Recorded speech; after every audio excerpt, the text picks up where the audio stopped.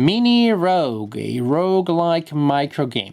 This is a game that I discovered recently on Board Game Geek. From time to time, I like to go on the Geek and look at the Geek lists for free print and play games. I like to discover some of these little known games that do not receive much visibility. And when there is some of them that I like, I also like to make a video about it so that you also get to know about these much undervalued and easily overlooked games. Mini Rogue is a solitaire game. It's very simple to assemble. It doesn't take much to print it and put it together. It is a solo game in which you take on the role of an adventurer. You're going down a dungeon, defeating monsters, avoiding traps, leveling up, and this sort of things that you expect from the genre. And you know, I played many solo dungeon delve games in the past because I like the genre very much, and if I can play it solo, then I can play it also when no one is around. And so many solo dungeon delves really have a strong family resemblance, really look like each other a lot. Mini Rogue feels different. It truly is a micro game. It is a really minimalistic game, but it works and it feels different from the other ones. Also, if you look at the illustrations, it looks unusually good. The minimalistic illustrations to me really work, and they make the game look better than many published games out there. I said this is a game that is very easy to put together. It doesn't take much to print it. All you need to print really is this set of cards here that are used to form the dungeon. These are the 2 cards with your stats. You also need to provide some dice. You start with a single die that you use to perform combat. There are the dice that you may unlock as the game progresses. You may also want to add the die of a different color to use it for random events so that you don't use your luck dice and you mix them up. You also need some cubes to keep track of your stats. If you want to add a dice tower like I did, that's fine, but especially if you're using the game as a travel game, you may want to leave this at home. But as a travel game, it all fits simply. I mean, this is what you need, you know, some dice and some cubes. It's incredibly portable. You do not have, of course, to print the rules. If you do not want, you can simply memorize them, learn them from the internet. Having a closer look at these 2 cards that are used to keep track of your stats in the game. Here you have a track for your armor. You usually start with 0 value in armor. Health points, you know what they mean, and you know what happens when they go down to 0. Gold, which is spent when you encounter the merchant. These dungeons that have these merchants, like in the craziest, most dangerous places. It's weird, but it's a convention of the genre, so, well, it is what it is. And then here we have food. During the game, you will need to eat regularly. And if you do not have food with you to do so when it is required, then you lose health points. Here we have the track of the health points of the monsters. When you encounter a monster, you determine how many health points it is, and when you inflict damage on the monster, you simply reduce that value. When the monster goes down to 0 or less, the monster is defeated. This other cube here is used to keep track of your position in the dungeon. This is pretty much a map of the dungeon. The dungeon has 5 levels. Each box that you see here is a section of the dungeon. You will complete a section, move on to the next section. When you finish the last section of a level, you encounter the boss monster. If you survive, you move to the first section of the next level, and so on and so forth. To win the game, you need to make it to the end of the game, to the end of the dungeon, the last section of the dungeon, and defeat the big boss, which is not easy. I played the game a couple of times and I'm still pretty far from making it down there, but I don't think it's impossible. I see how it could be achieved. And the starting values here depend on the level of difficulty that you want to face. The instructions simply tell you what your starting values are going to be depending on the experience that you want to have: casual, normal, hard, or impossible. Why would you want to have an impossible experience? I do not know, but I also don't know you personally, so I don't know what kind of gamer you are. As for the game and how it works, So you start by setting up your stats and recording your position on the dungeon, and then you create the first level of the dungeon, the first section of the first level. There is a boss monster card for the time being you do not need. You will only need it when you face the last section of each dungeon. Then you take these other cards here, you shuffle them face down, possibly without looking, without cheating, but then it's a solo game, so if you cheat, who's gonna get hurt? Okay, we don't cheat. So you shuffle the cards and then you place them in this configuration here, pretty much, which is 1, 2, 1, 2. And again, if you're in the last section of a level, then you also add the monster at the end. Resolution is simplicity itself. You start from the first card, you flip it face up, and you encounter it, you resolve it. Once you have resolved it, you flip the following 2 ones simultaneously, and you choose between the 2. You only encounter one of them. And sometimes it seems pretty obvious. Am I going to rest or face a trap? Oh, probably I'm going to rest.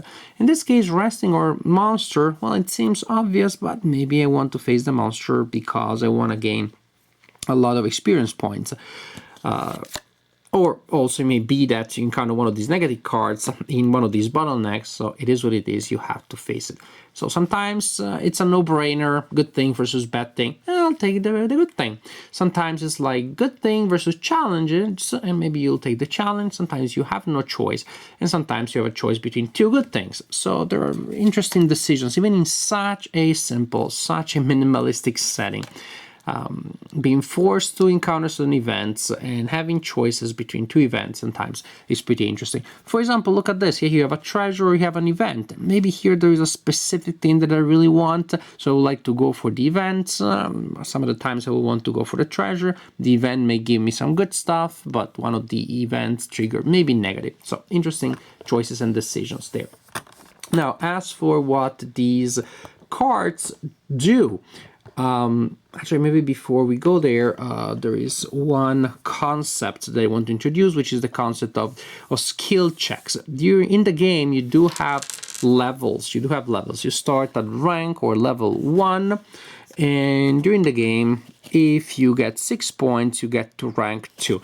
To keep track of that, when you gain experience points, you can place one of your luck dice here. Suppose I gain 2 experience points, hooray, then I gain 2 more, hooray. When you get to 6, you level up. So you take the die that reach 6, you take it and you put it together with your unlocked die. So you're forming increasingly large number of dice, or a pool of dice with an increasing number of dice in them. So you level up, and when you're taking a skill check, you're rolling and you are trying to roll equal to or lower than your rank. So at the beginning of the game, you're level 1, and when you're taking a skill check, you only succeed on a roll of 1. Not particularly likely, but it may happen, who knows. And later on, you will get more dice, and having several dice is good for combat. Now, as for the encounters, you may encounter the merchants. Then it's pretty easy, like in video games and role-playing games. You may sell stuff and gain gold because of that. When you sell armor pieces, then you simply reduce the armor level that you have. Or you may sell spells that you may have acquired. You will put a cube on the spell that you acquired to indicate that you have it, and you may sell it to the guy. And of course, you may buy stuff, buying food, potions, etc., etc. Buying spells is particularly good because, again, those are really powerful things. Resting, you simply choose one of the benefits, which may be reinforce your weapon, so you gain experience point, you gain food, or you heal to health points. Monsters, well, when you encounter a monster, then you have to fight. The level of the dungeon in which you are, the level tells you which kind of monster you encounter. So level 1, 2, 3, 4, or 5. As for the health points, the monster has a number of health points equal to the roll of a 6-sided die plus the number of a section in which you encounter him. So if I'm encountered that monster in the third section, then it's a d6 plus 3 points. And suppose I roll the die, shoot, that monster has 7 health points. And then you have the number of damage points that the monster inflicts after you have attacked if this monster is still alive, and the reward that you gain. 2 fights against the monster. You start by attacking, you pick up all of the dice in your active pool of dice. Suppose I am at rank 2, I have 2 dice. Alright, then I roll these 2 dice. When you roll, each one is an automatic defeat, it's automatic miss, so you would simply remove it. That's too bad. Each 6 is a critical hit, which means that you may record the 6 and re-roll it and add whatever result you obtain. So I have a 6, I decide to re-roll, I obtain a 4, that's great, that's a 10. However, if I'm re-rolling and obtain a 1, now that is removed, which also nulls my previous 6. So it's interesting. Usually crits are like, hooray, I get something, but here in truth you get a choice of getting a huge benefit or actually losing what's already a very good result, which is a 6. So when you have removed the automatic misses, whatever is left is the number of hit points that you reduce from the health of the enemy. If I have a 9, then I reduce that by 9, and if I defeated the monster, hooray, I simply gain the benefit, which is a number of experience points. If the enemy is still alive, then the enemy automatically inflicts the number of damage points indicated next to the name of the enemy. That number is reduced by the level of armor that I have. So if I have armor 1, then I subtract 1 point of damage from the damage that I would otherwise receive. Traps, well, you take a skill check as you're trying to avoid the trap. If not, you roll to determine what you encounter. Events, you roll to determine the kind of event that you take from 1 to 6. Then you take a skill check, and if you're successful, you can change the event by 1. Adding or subtracting. That is, suppose I rolled a 3, I would have this event, but if I'm successful at the skill check, then I can take the event number 2 or number 4 instead. So you choose any of these events, or actually you determine the event that you have to get, and sometimes you get to modify it. And of course, there's also one negative event in there. Treasure, pretty good. Automatically you gain some gold. 1 gold if you defeated no monster in the level in which you are before finding this card, and 2 if you did defeat a monster in the level in which you are, in the section in which you are before finding the treasure. After that, you also roll a die to see if you find additional stuff. If you roll 5 or higher, then you roll a die again to see what special item you gained. And here's where you also get the description of the spells. If you are in the last room of a level, then the last card that you encounter in that section is the boss monster, which simply has bigger stats in health points, inflicts more damage, but also if you do defeat him, or her, what do I know, who is behind that mask. If you do defeat the monster, then you gain gold, experience points, and also an item rolled from the treasure card. And this, my friends, is Mini Rogue. Such a simple game where you go through this ever-changing, but I should say ever-recombining system of rooms, section after section, until you die horribly, which is by far the most likely result, or you make it all the way to the end. And for such a simple, minimalistic game, this game is surprisingly satisfying. It's more fun than it has any right to be, from the simplicity of the materials, from how few components you have, but they really work. Somehow the designers were really able to capture the feel of the genre of, roguelike computer games, role-playing games, dungeon delvers, because you have all that you want. You have a good mix of mandated events where like, oh shoot, I really don't want that, but well, that's the destiny. The gods of the dungeon has sent that horrible thing my way and I had to face it, and other ways in which you can decide how to interact.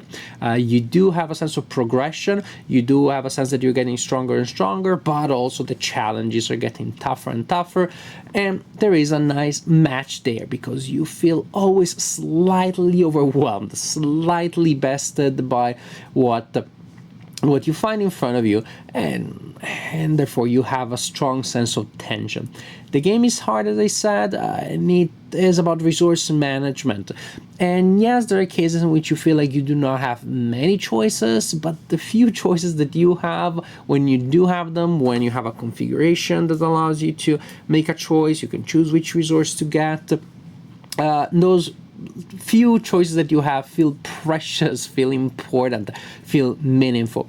You do have a large luck element, of course, because you may just roll very poorly and be bashed by the first stupid monster that you encounter in the dungeon, and well, so be it. It's a solo game, so no one is going to be there when you play solitaire. No one hears you screaming at the bottom of the dungeon or at the top of the dungeon, which is more embarrassing.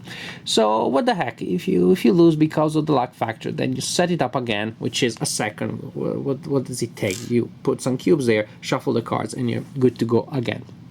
So very simple, very light, surprisingly enjoyable. I would say disproportionately enjoyable when you see what the game is. The effect that you have, the fun that I had playing this game was, well, I would say, hard to predict from well, what I saw when I printed the game. I thought, okay, just another dungeon in a tin. And in the past, I even reviewed a game that I think was called precisely Dungeon in a Tin. Again, I play many games of this type, but this has to be one of my favorite ones. This has to be one of my favorite, if not my favorite, portable solo dungeon. It's fun, it looks really elegant, it looks beautiful to me. It is incredibly smart. It is an example of very good game design, designed for effect, but it does so very well, very effectively. Very few elements, very few core mechanics that result into a disproportionately entertaining, amusing experience. Give it a try. It won't take you long to put it together, but I think this is a game that can help you pass a couple of hours here and there. Very portable. You can just, when you're traveling, put it out, play quickly, put it back in your pocket, and move on to the next thing. Really fun game. And thank you to the designers that generously created this game and generously put it out for us to put in and to play it without having to spend a penny.